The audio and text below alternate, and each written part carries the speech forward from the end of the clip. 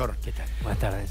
A veces la sensación da que se actúa de acuerdo a la tapa del diario, de acuerdo a cómo repercute en la sociedad o la bronca social para modificar el Código Penal, digamos, la ley para sacar, para que un detenido salga en libertad. Es como espasmódico esto. Sí, sabes que yo cuando venía para el canal venía preparado con muchas preguntas me ibas a hacer vos. Pero yo iba a insistir en esta respuesta y tiene que ver con esto que vos decías. En los últimos 15 años, desde 2001, 2002, caso Bloomberg, a partir de ese momento, a la fecha, se comenzó a legislar de modo espasmódico. Tal vez sí, pero tal vez porque, bueno, las necesidades políticas así lo hacen, y no hablo en términos ni siquiera negativos, digo, hoy hay algunas cuestiones que son correctamente políticas y otras que no lo son correctamente políticas. Entonces, la política se mueve con lo correctamente político, la política lo que busca son a los votantes, a los votos, y esto es normal. Entonces, ¿qué pasa? Las reformas del Código Penal, nacional obviamente, y las reformas del Código Procesal Penal en la provincia de Buenos Aires fueron motivo de constante emparches. ¿Sabes qué termina pasando? Termina siendo un berenjenal de normas. ¿Y qué termina pasando? Tanto que no hay. Hay tanto que no hay, se dice tanto pero no se dice nada. Y entonces, esto que se quiere evitar, que es la discrecionalidad de los jueces, que es algo bastante difícil de llevar a cabo, porque la ley no es 1 más 1. ¿Sí? No es matemática pura. La ley está sujeta a interpretaciones. La ley se refiere a hechos que ni siquiera el juez vio que estaban pasando. Pero ahí paramos porque muchas veces se pide una política preventiva y se la confunde con la política represiva, porque un juez reprime el delito. No lo prevé al delito. Una vez ocurrido el delito, lo reprime con prisión. Absolutamente. Entonces los jueces están siempre después de la comisión del delito. Los fiscales también. Los fiscales también, digo, el Poder Judicial. No es el Poder Judicial el que va a evitar que se produzcan este tipo de hechos. Y se van a seguir reeditando constantemente. Y entonces, ¿qué va a pasar? Vamos a seguir hablando de los mismos temas en todos los medios de comunicación.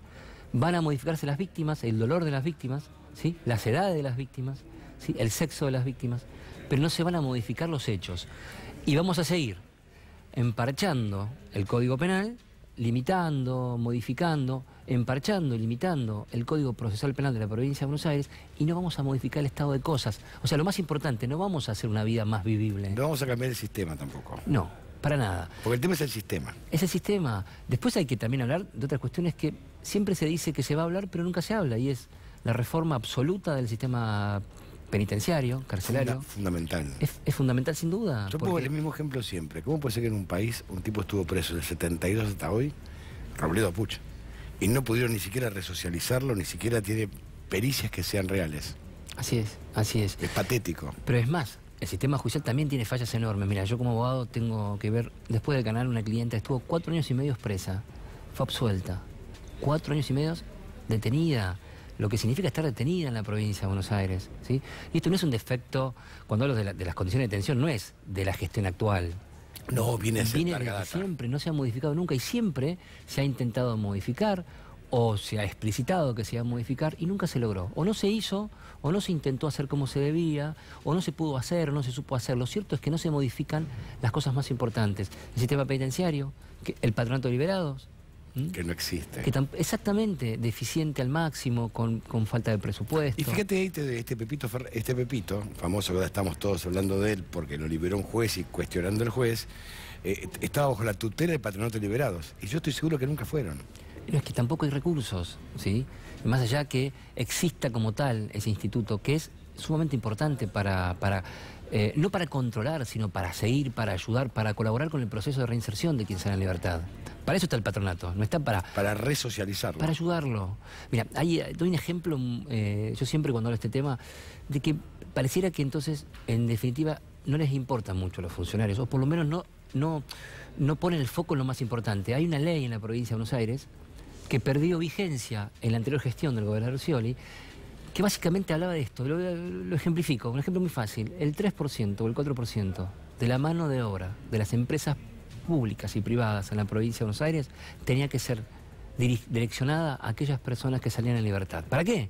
Para darle posibilidad de trabajo a quienes están en libertad. ¿Pero para qué esto? Porque son personas vulnerables en términos de volver a delinquir. Y no hagamos la discusión ideológica, si son vulnerables porque son pobres. Imparcial. No. Imparcialmente digo, son vulnerables porque van a volver a delinquir o porque están más cerca de volver a delinquir, porque ya lo hicieron, porque en su medio, ¿sí? Viven momentos complejos y difíciles y porque en su medio hay delito. Entonces esas personas son a las que la sociedad y el Estado debe ayudar más. Ya olvidarse que delinquió, cumplió la condena, salió, y ahí el Estado tiene que trabajar fuertemente. Esta ley creo que está por perder vigencia nuevamente, porque no se reglamenta. Cuando una ley no se reglamenta, pierde vigencia. Digo, estas son las discusiones que tenemos que dar, y no las damos. Hoy solamente hablamos del posible Yuria Villafañe, ¿sí?